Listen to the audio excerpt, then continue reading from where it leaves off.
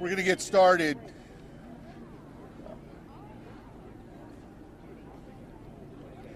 Good afternoon, everyone. My name is Victor, typical spelling Victor. Last name is Gordo, Gordo, Mayor of the City of Pasadena. Let me first say on behalf of all residents of Pasadena that our thoughts and prayers are with those who have lost their home and even their lives here in Pasadena, as well as in Altadena and the Palisades. On behalf of all residents of Pasadena and the leaders that you see behind me, we will certainly have all those individuals and their families and friends in our thoughts and prayers. We have experienced a tremendous tragedy here in our community. To date, we have over 100,000 people under mandatory evacuation. We've had 5 fatalities, and then we have close to another 100,000 people who have been warned to evacuate because they are in a danger zone. Hundreds of homes have been lost. I'll let the police chief and the fire chief talk about that. But this is an opportunity for us as a community, as a people, to band together and work to support one another. Whether you're affected or not, please take the opportunity to help a neighbor, help a friend, check in on friends and neighbors, and certainly check in on family members. Here with me today are Councilmember Jason Lyon, Councilmember Justin Jones, Councilmember Jessica Rivas, my colleagues on the Pasadena City Council. Also with us today is City Manager Miguel Marquez, our Supervisor, LA County Supervisor Catherine Barger, Congressmember Judy Chu, State Senator Sasha Perez, Assemblymember John Harabedian, the Superintendent of the Pasadena Unified School District, Dr. Blanco, the President of Pasadena City College, Dr. Jose Perez, a representative from the Humane Society. Also with us today are neighboring Assembly members, Assemblymember Coloza, Assemblymember Nick Schultz. You'll also hear from Fire Chief Chad Augustine and Police Chief Gene Harris. So again, I just want to assure people that Pasadena is working in conjunction with our neighboring jurisdictions, including the County of Los Angeles, particularly the County of Los Angeles. Supervisor Barger and I had the opportunity to sit down with the Governor of California this afternoon, not too long ago, maybe an hour ago, and the Governor has assured us that he will provide whatever assistance that we may request. And so on behalf of Supervisor Barger and I'd like to thank the Governor for coming, seeing for himself the devastation and committing the Guard and other resources to Pasadena. And so we will certainly be in touch. With that, let me, and I'll go over these points in Spanish at the end as well. Let me turn it over to City Manager Miguel Marquez. Good afternoon. My name is Miguel Marquez. Excuse me, Miguel spelled M-I-G-U-E-L, Marquez, M-A-R-Q-U-E-Z. I am the City Manager for the City of Pasadena. It's been a brutal 22 hours here in Pasadena. My heart aches for all who lost their homes, their memories, and their sense of security. About 22 hours ago, we first learned of a fire in Eaton Canyon. As they always do, and despite the dangers, our first responders rushed to the scene. They found darkness, they found fire, and they found 80-mile-per-hour winds. Air support was not possible under those conditions. Our first responders did all they could under those brutal conditions to put out the fire, putting their own lives at risk to save others. They battled through the night, with more and more joining the fight as the night wore on.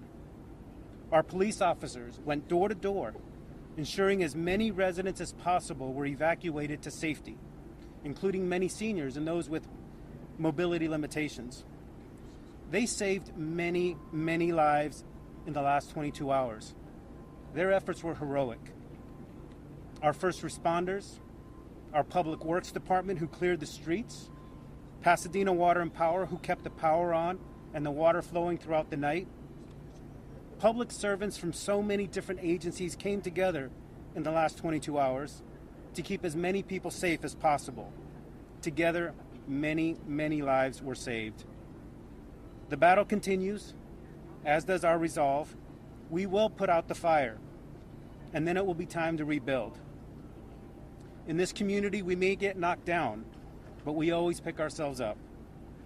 Many thanks to our first responders, our city staff, our city council, our county, state, and federal partners, our education partners, our nonprofit partners, our business partners, our partners in the media, and most of all, our residents. Thanks to all for once again stepping up and doing what needed to be done to keep people as safe as possible in the face of danger. We will not relent. We will heal. We will rebuild. These last 22 hours didn't bring us down. They made us Pasadena strong. Thank you. Next, I'll invite LA County Supervisor and our Supervisor, Catherine Barger. As I was standing here, one of our Altadena residents came up to me who's very active in the Rotary, and he lost his home. I'm hearing this time and time again. And as the mayor told you, we went up and took a tour, and it is surreal. It is without words that I can even explain to you what is taking place, especially in my district in Altadena, but also in the bordering area of Pasadena.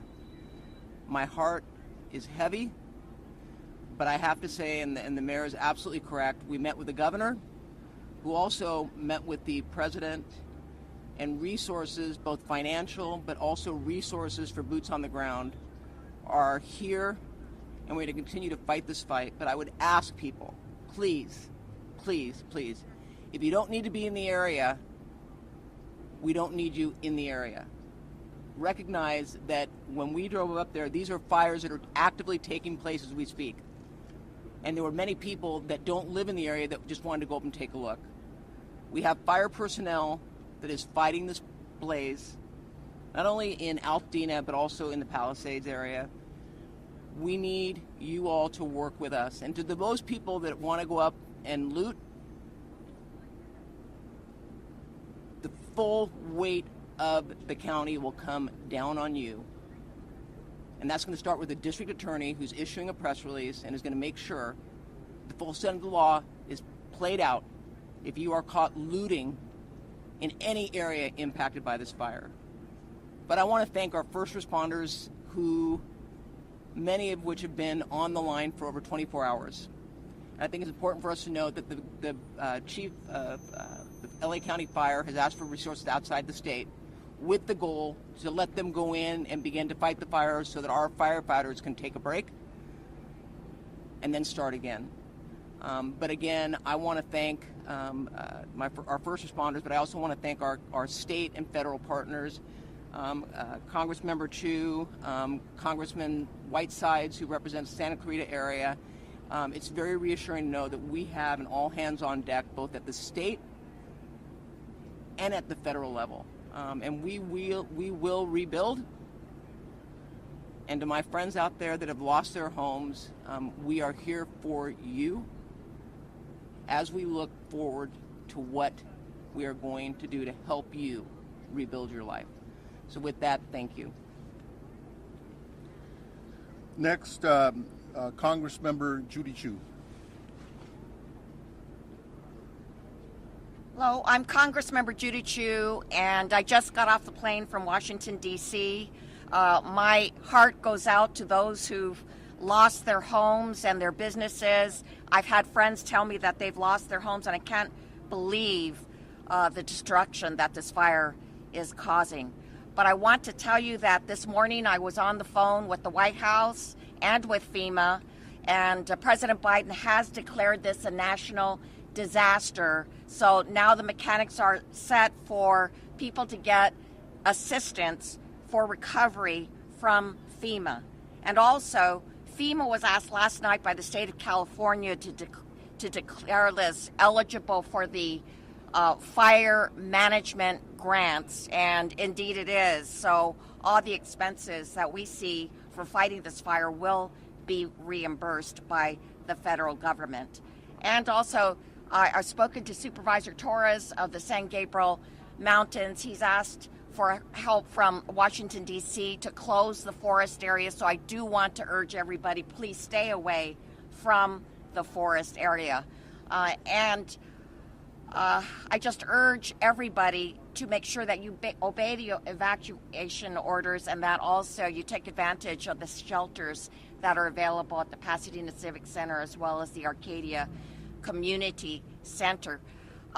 Our office is going to be ready to assist you in the recovery from these fires.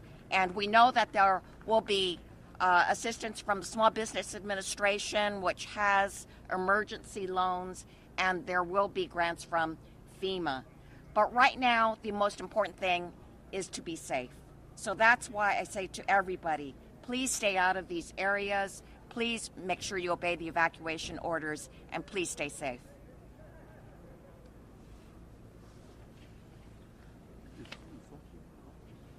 Next, State Senator Sasha Renee Perez.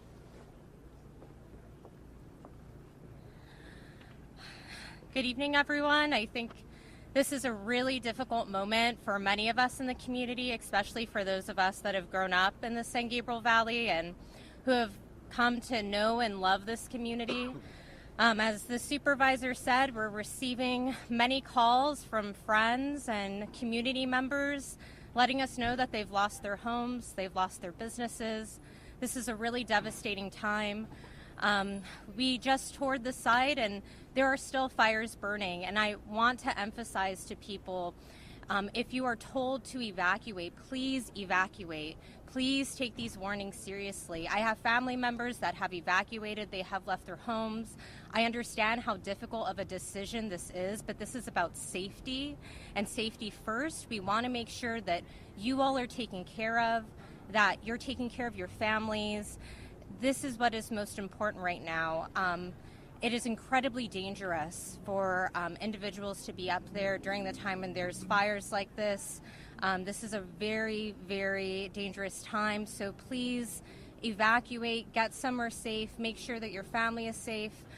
Also, if you receive an evacuation warning, please make sure, if you have elderly neighbors, pick up the phone and let them know. We've seen a lot of senior citizens just here at the senior center that have been evacuated, and someone taking a moment to knock on the door and make sure that they were informed so that they're getting out of their home is so critical and makes such a difference. We know right now that there's a lot of folks that are struggling to have cell service when they're up in the foothills right now. We know power lines are down. And these fires are continuing to rage on. So, the state's doing everything that it can right now to make sure that we're allocating resources. We're moving firefighters from Northern California, from Central California to come here to fight this fire. There's firefighters coming from out of state. And so resources are coming. We're going to get this thing contained, but it is going to take time. And so make sure that you're staying away, letting our public safety officers do what they need to do so that we can get this contained. Thank you. Next, Assemblymember John Harabedian. Thank you, Mayor Gordo. For anyone who is a believer of any faith, please, we need your prayers. We need your thoughts of healing and anything that you can do to help our community.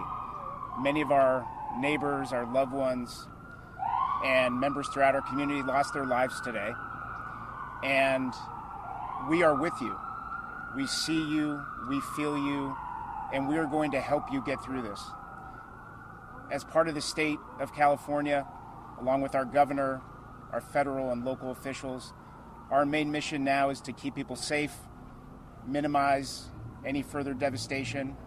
And for those of you who lost your homes, who lost your property, who lost your loved ones, we are going to help you rebuild. We're going to do everything we can to fight for you every day, now, this week, over the next couple months and years, to make sure you get your life back. And that is my promise. That is the promise of everyone behind us. But please stay diligent. Heed the warnings of our public safety officers, and please stay out of harm's way. Thank you to our men and women on the front lines, our first responders. We are not out of this. It is all hands on deck, and it's going to be a long couple nights still. So thank you to everyone who's helping these efforts, and please pray for us. Next, Superintendent of the Pasadena Unified School District, Dr. Blanco. Good evening, and I want to echo the sentiments that our heart goes out to all of our families, our staff, our employees who have suffered losses during this devastating event. Behind me, you see the power of us, the city, the mayor, the city manager, our leader from the PCC, all came around the school district to help us provide for our families and our students. I saw many of my families here today who have lost their homes along with their staff. Thank you for being here with them, and thank you for supporting them. Our schools are going to remain closed for the rest of the week. We are continuing to assess the damages at our school. Our maintenance and operation team, along with our police department, the sheriffs, and our fire department have been assessing our buildings. Our preliminary assessment results show that the fire has substantially damaged 5 campuses. While most of them are in good condition, we have confirmed these 5 campuses in Pasadena. Elliott's Arts Magnet School is damaged. Franklin Elementary, which was closed in 2020, has damage of about 80%. 3 campuses that house other schools have sustained damages: Edison, Loma Alta, and Noyes. Please note this information is preliminary. The fire is not contained, and some of our schools still remain in the path of the fire. We're working together with our city partners to do everything we can to preserve our schools. Our next steps are recovery. We're planning for recovery as we respond to the emergency, as we know our families are dependent on us. Public education is the bedrock of democracy. We learned that in COVID, and we will be here to help our families and our staff get through what is happening in our city. Thank you. We're deeply grateful for everything that you all have done to help and support us.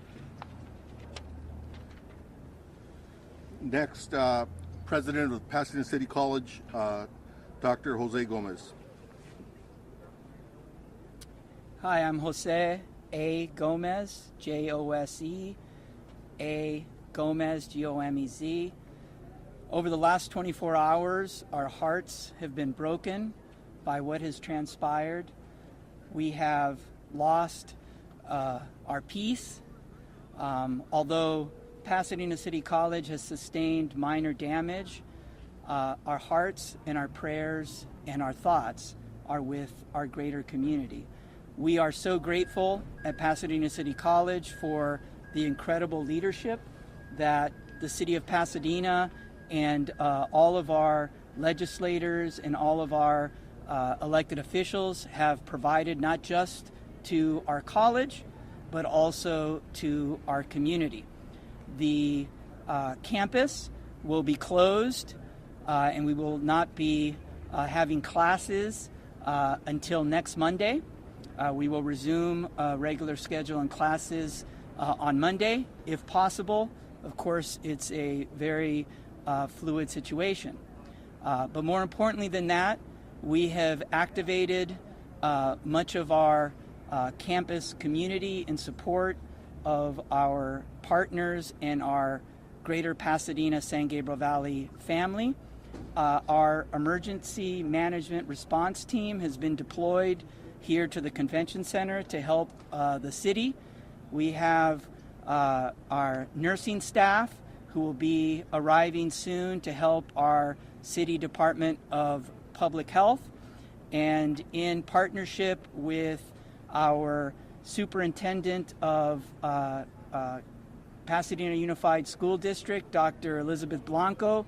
We are also serving meals to our PUSD families at Pasadena City College.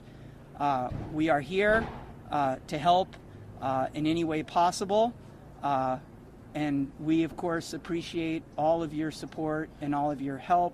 Pasadena and the San Gabriel Valley has been an amazing partner to PCC, and we are here to be an important and critical partner to the communities that we serve. Thank you. Next, from the Humane Society, Dia DeVernit. I'm Dia DeVernit, President and CEO of Pasadena Humane. We're a nonprofit animal welfare organization and shelter serving Pasadena and 10 surrounding areas, including Altadena, which has been very hard hit by this fire. And our hearts really go out to all the people who have lost their homes and their pets in this disaster. We recently just heard from one of our board members who lost her home with her 2 cats in it. I'm sure we're going to be hearing more stories like this in the coming hours and days, but our primary focus has been over the past 24 hours to assist people who have been safely evacuating with their pets and need a place for their pets to go. So we've taken in over 250 pets in the past 24 hours, and we have been working today to coordinate with shelters throughout the state to help take the animals that are already in our shelter to make room for more animals who are coming in. I want to really thank everyone who has offered assistance, including the shelters around the state and people who we see in our community who are rescuing neighbors' pets and bringing them to us.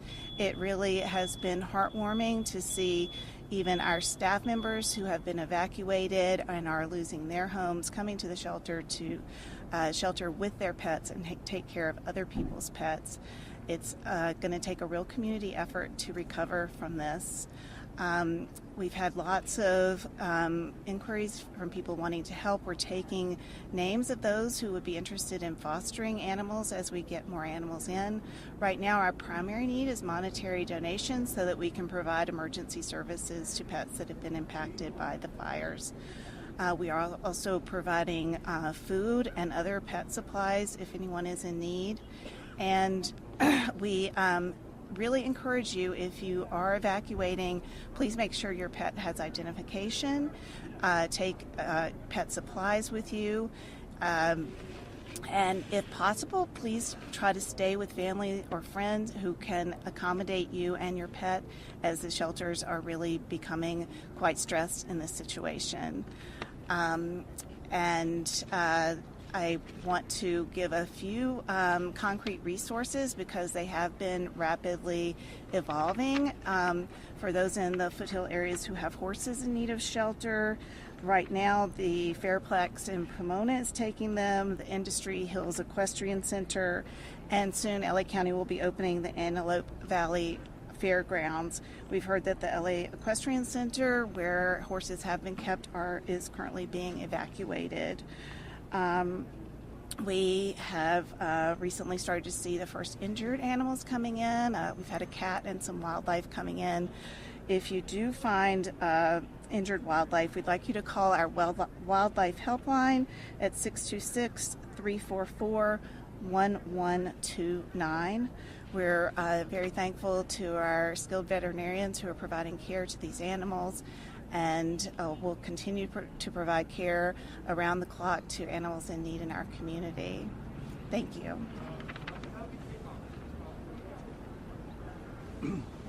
Next, because this is still an active fire with very little, if any, containment, I think it's important to hear from the fire chief, and our fire chief is here with us, Chief Chad Augustine.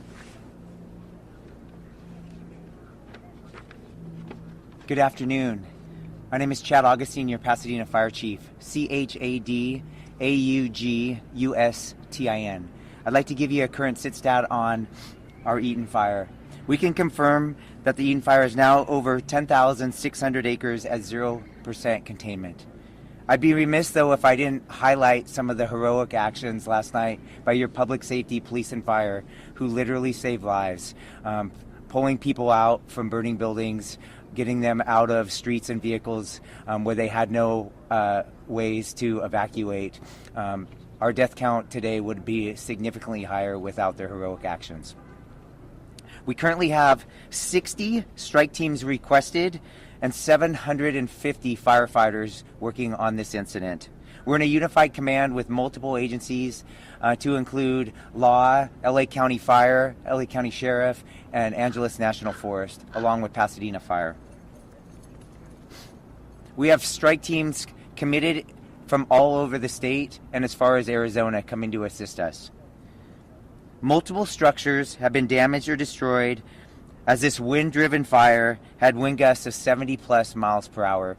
We had spotting of embers 2 to 3 miles ahead of the fire. I can confirm tonight that we have somewhere between 200 and 500 structures damaged or lost. We really need, as it becomes safe to do so, and we get a better handle on this fire, we need to come in and be able to survey the damage to get an exact total of number of structures that have been damaged or completely lost.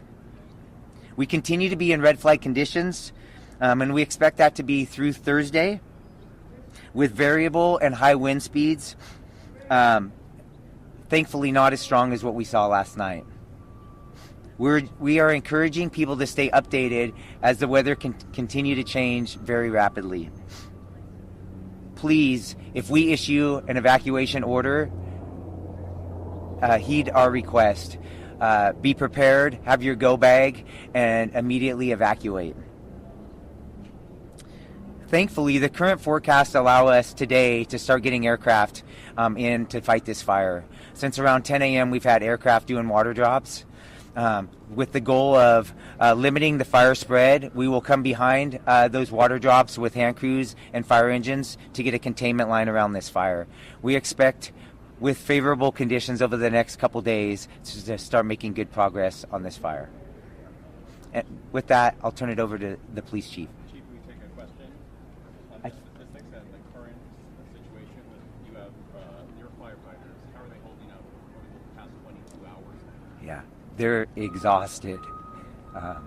We need those reinforcements coming in, but they've done incredible work.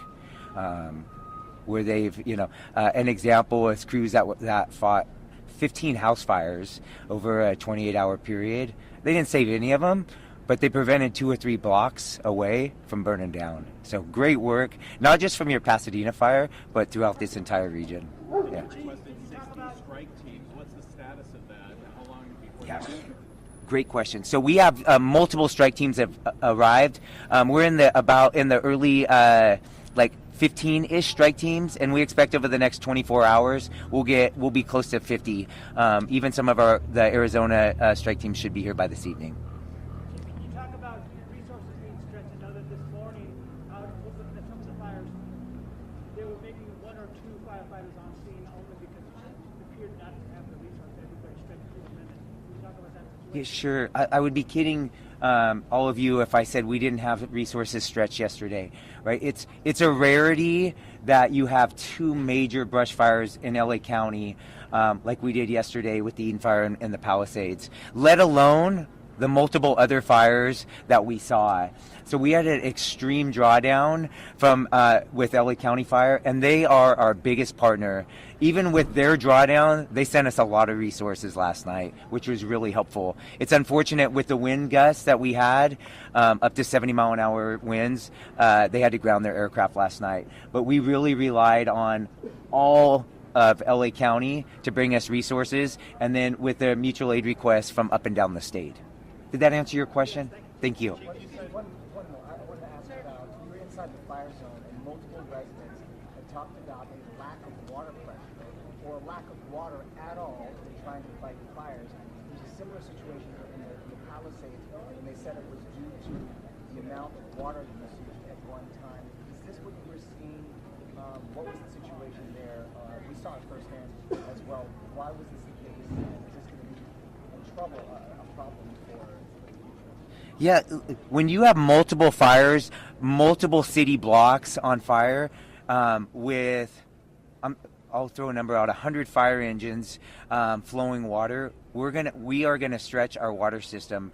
On top of that, we had a loss of power temporarily, which impacted our water system. But I'll be clear, we could have had much more water. With those wind gusts, we were not stopping that fire last night. Those erratic wind gusts were throwing embers for multiple miles ahead of the fire, and that's really what caused the rapid spread of this fire. Sir, where specific the fire start? The most specific, because it's a picture taken approximately 6:30 last night, like a transforming fire, and around 9 That's correct. The time that is correct, and around 6:30 was when the fire came in the Altadena area. It was actually in LA County, but right on the border. We had both Pasadena and LA County resources arriving almost simultaneously.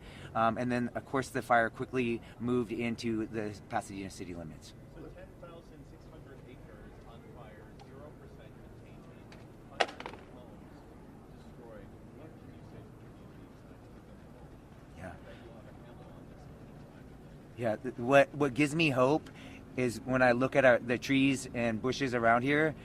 Last night was incredible, right? It was like something that most of you have probably never seen. Tonight we have very mild wind conditions where we can get aircraft and a ton of additional resources getting their hands around this fire. That's what gives me confidence that we're going to get a handle on this fire. Before, why don't we bring the police chief up, and then then you can ask questions of both chiefs. Can we talk about the cause of the fire, and if there are other, we know that there are several fires burning, are any of these connected, does it look like, to arson? The cause, you're going to love my generic answer, but the cause is under investigation, right? We have multiple fire investigators as well as fire and arson investigators from LA County and local resources investigating that. We need to let them do their good work so that we can come up with an accurate cause and origin.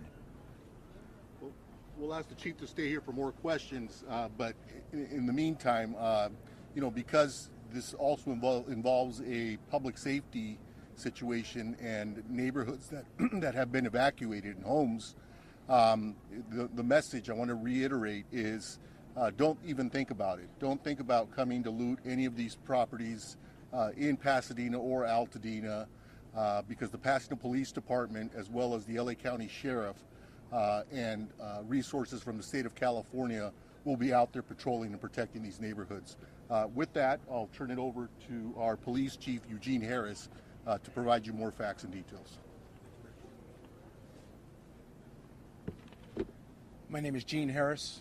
I am the police chief for the city of Pasadena. Gene is Gene. Last name is Harris, Harris. Last night at the beginning of this incident, first responders from the city of Pasadena responded to the area of this event primarily on a safety mission. But when they got there, they rapidly found an escalating fire that was growing rapidly with the wind gusts, and it turned into a rescue evacuation scenario. Those first responders acted heroically by going in and either evacuating or rescuing numerous folks that are now housed in this building behind me. It was nothing short of heroic, and as they got there, it rapidly turned into that type of mission. So we had people from our police department, our fire department, certainly reached out into our Area C partners, local, state, and county folks that came to assist, and it took all night to get folks rescued or evacuated from their homes, and that effort was robust in that end. We also reached out beyond our county into other counties. We had some other agencies roll assets to us that could help us solve this problem, and they are still on scene at our command post as we speak. As you heard said, this is an active scenario from a law enforcement perspective. You've heard all of the fire circumstances and issues. I'm going to talk a little bit about what we in law enforcement are doing in this incident. As I said, it started out as a evacuation and rescue mission. It is now going to transition for law enforcement into a protection and community safety mission. And we will be staunch in protecting the community and protecting the homes of those folks who've had to be evacuated. We will have numerous folks in and around the area upwards of 150 officers at any one time in and around the city handling all of our regular patrol efforts, but certainly focusing on making sure that the homes and the property around the burn area is secure. We will be staunch in that effort. If you have, and this is a message to the community, if you have a righteous reason to be there, declare that reason to law enforcement personnel and we'll assist you. If you don't have a righteous or legal reason to be there, expect to be challenged and we will deal with you accordingly. The idea here is we want to make sure that we protect the people in this community, we protect the sanctity of these people's homes, and we will do that without fail. As you heard the mayor say, don't come here if that is the mission, if that's what you plan to do. You will run into somebody in one of these uniforms, and we will take care of that situation. So ensure that we are going to be staunch and very stern about the way that we're conducting this protection mission. I want to end it by simply saying the first responders in this city are second to none. Those partners that responded to help us really stood up, and you've got some really good elements that came out here to support this community and make it safe. So we will have ongoing and sustained operations. There will not be any lessening of operational capability for emergency services. We might find that some of the regular services will be out. We've put some information out on that for social media and on the media to make sure that people understand that we may not have the counters open and some of those things for regular services. But all emergency services will be dealt with without any lessening of services or impact. So with that, I'll turn it back over to the mayor. Now we can open it up to questions from any of our speakers that you may have. I can do Spanish now, or we can do one-on-one. Mayor, we asked the chief about the looting situation. Was instances of looting, did that happen here at the Newton Canyon Fire? I mean, what was the situation here that makes you speak so forcefully about any activities that might happen at the fire zone? Well, the forceful nature of my delivery is really designed to impact what our caring is for this community. It's a community caring mission. We haven't had any incidents of looting, and we don't want any. And so the message is, don't come here if that's what you plan to do. You're going to run into one of us, and we're going to be staunch in that effort. So we haven't had anything yet, but we're trying to expect the unexpected and get in front of these types of things.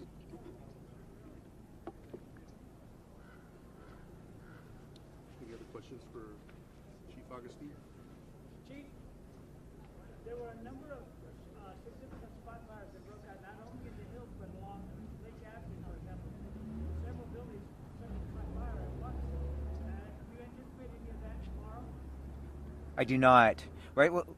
We're still in a very active incident, right? And we have a dynamic fire that has 0% containment. But what caused a lot of last night's issues was the dynamic winds, wind gusts of 70 miles an hour, and very erratic winds.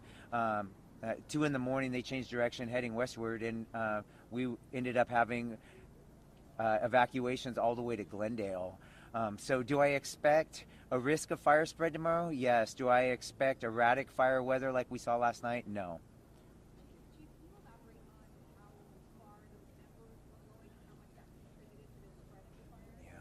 We can confidently say those embers were spreading ember casts 2+ miles, right? And we were in red flag conditions, right? And just acknowledging that we're in red flag conditions in January, right, should make us all pause. And so the humidity was so low last night that a single spark could cause a fire.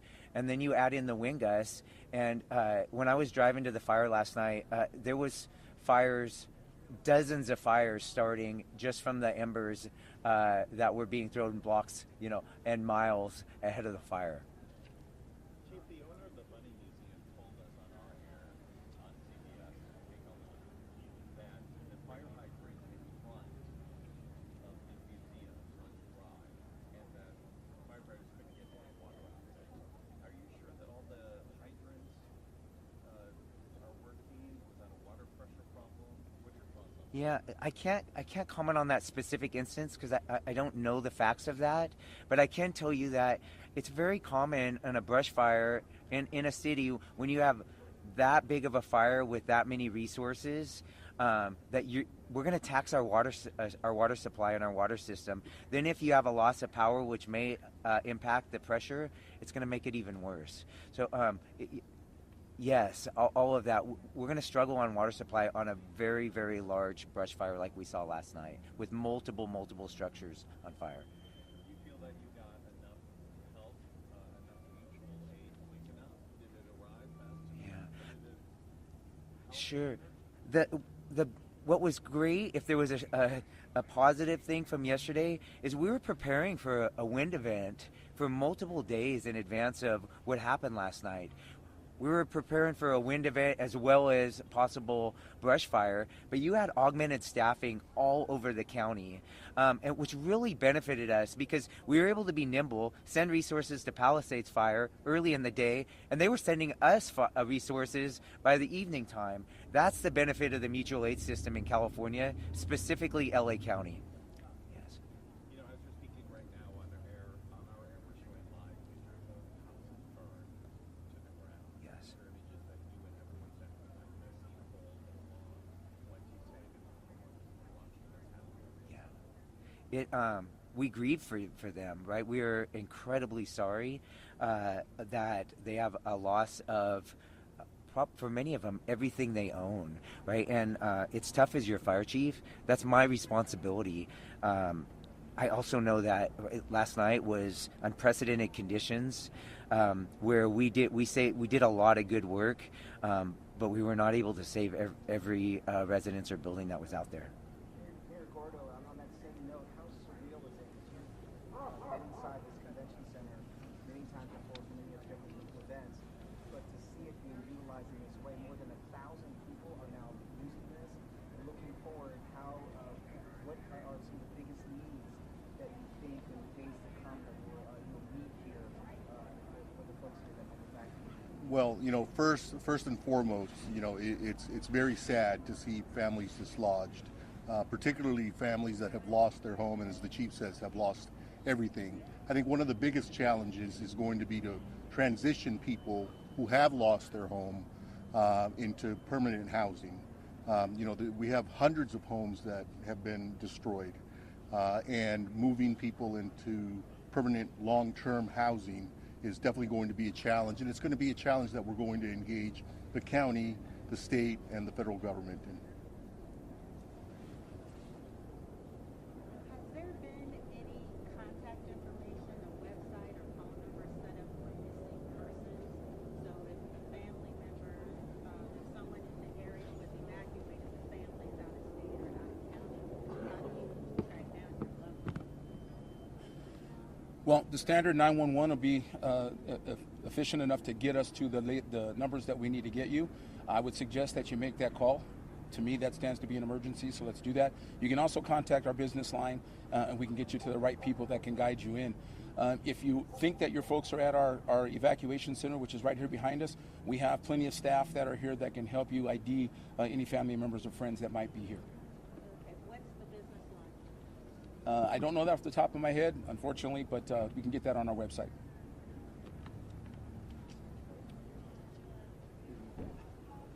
Okay, this again, to all affected residents, know that your city, your county, and other resources are there to help. If you need assistance, please reach out to us. Pasadena and its residents, and Altadena, it's a resilient community, and I'm sure that we'll bounce back. In the interim, this is an evolving situation, and so we're asking people to listen in carefully to what the police chief, the fire chief are saying. If you're asked to evacuate, evacuate. If you're thinking about coming to Pasadena or Altadena, for that matter, to cause problems, think twice, because the Pasadena Police Department and the LA County Sheriffs will be there to greet you, and you will be arrested if you're engaging in conduct that you should not be engaging in. With that, that will complete our, unless there are other questions. Thank you.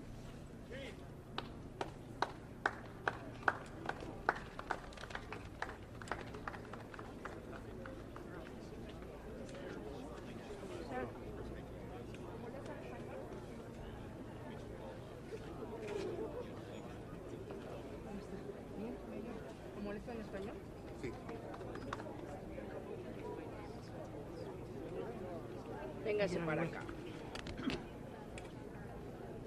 ¿Cómo ha estado? Estábamos, que es la bendición. ¿Verdad? ¿La familia bien? La familia bien, gracias. Qué bueno. Véngase para I'm acá. Dr. Pachetti. I couldn't hear you, but what is the update in Monrovia? You know, we don't know